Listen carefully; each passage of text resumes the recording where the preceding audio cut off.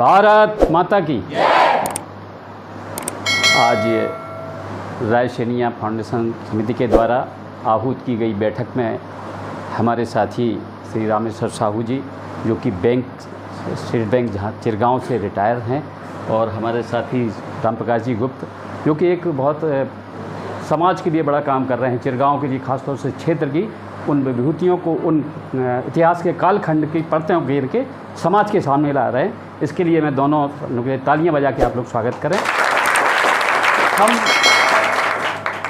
पहाड़ी से हैं, 40 साल स्वयंसेवी संस्थाओं में काम किया है, और आज बहुत अच्छा लग रहा है इन नन्हे मुन्ने अपने बच्चों के साथ, युवा साथियों के साथ में इस पूरी टीम के साथ साधुवाद देना चाहूँगा। इतने जितने भी लोग यहाँ आए हुए हैं, देखिए अभी साहू जी ने बहुत सारी बातें बताई आपको कि आपको जीवन जो मिला है, ये बहुत मानव जीवन 84 लाख योनि के बाद तो मिलता है, और उसके बाद आप क्या बनेंगे ये हमको किसी को नहीं मालूम, ऐसा हिंदू दर्शन में कहते हैं।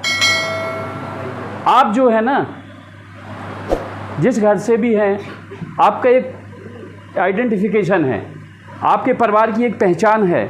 आप किस घर की बेटी हैं, किस घर के लड़के हैं, ये पहचान क्या होती है, उस परिवार के बारे में उसके कैसे लोग हैं, वो पहचान मेंटेन करना ही भारतीय संस्कृति है।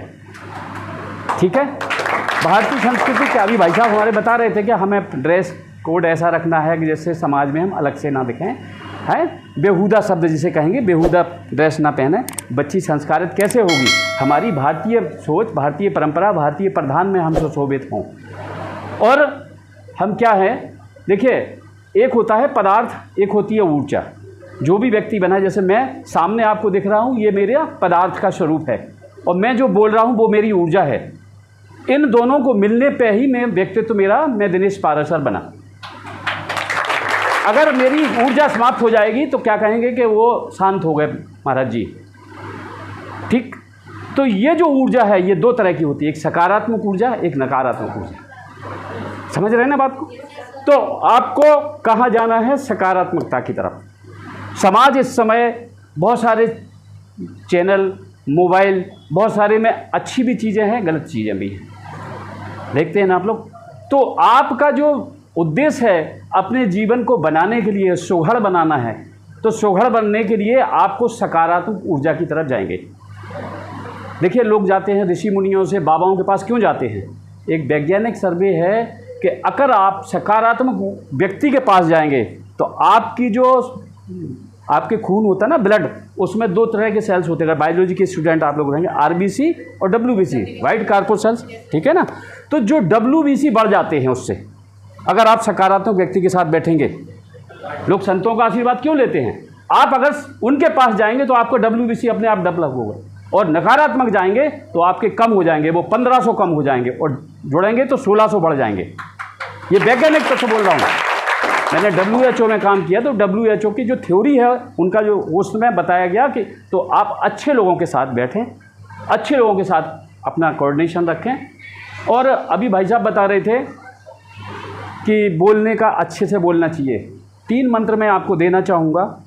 3 चीज़ें हैं जीवन में बढ़ने के लिए: समय संयम, वाणी संयम, आपका समय का संयम।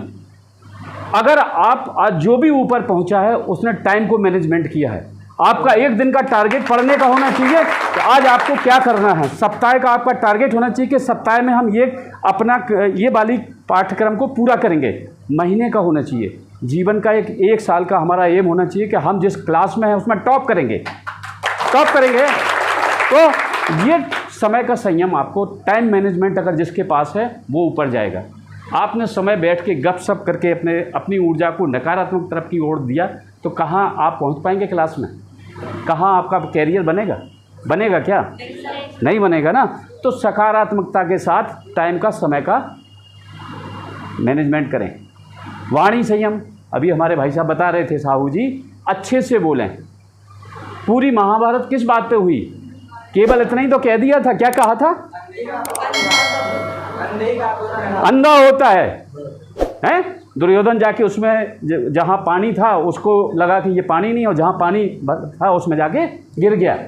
तो इतनी बात पे आप बोलें, कटु ना बोलें, ऐसा बोलें जो दूसरे को बुरा ना लगे। आप किसी आदमी की आँख खराब है, उससे कहेंगे, हम बुंदेली भाषा में भी बोलते हैं कि ये तो कनुआ है, उसे अच्छा लगेगा?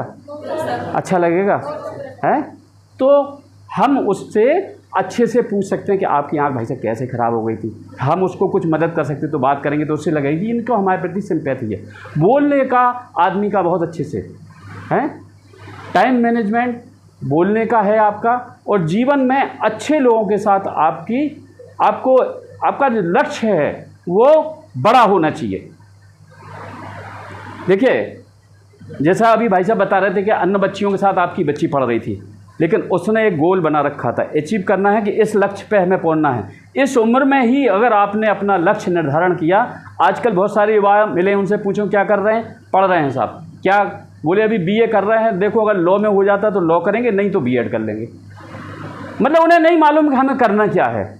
ये उम्र है जो आप जिस उम्र में बैठे हैं, अभी से आपको डॉक्टर बनना है तो उसके लिए आपको सोचना, उसी तरफ दौड़ना पड़ेगा। हमें झांसी जाना है तो हमें झांसी जाने के लिए हमें जाके बस अड्डे पे बैठना पड़ेगा, हैं? वहाँ से बस पकड़ के हमें झांसी जाना, तो हम कहाँ जाएंगे? दौड़ के बस अड्डे पे। फिर हम यहाँ जाके 2 घंटे गपशप करेंगे और फिर जाके धुआनी जाएंगे और फिर कहेंगे वहाँ टहरौली वाली बस के बाद हम झांसी जाएंगे। क्या झांसी हम टाइम से पहुँच पाएंगे? नहीं पहुँच पाएंगे ना। तो आप अभी से अपना गोल बनाइए, लक्ष्य बनाइए, लक्ष्य का निर्धारण करें। जो भी आज ऊपर टॉप पहुंचा है उसने अपने लक्ष्य का निर्धारण किया है। बहुत सारा समय हम इसलिए नहीं लेंगे कि हमारे साथी भी अभी आपके बीच में, गुप्ता जी आपको बताएंगे। हम आगे के सेशन में जब भी आपसे मिलेंगे, वादा करते हैं कि बहुत अच्छा हमें आप लोगों के साथ मिलके लगा, आगे हम आपके साथ शेयर करेंगे। जय हिंद, जय भारत।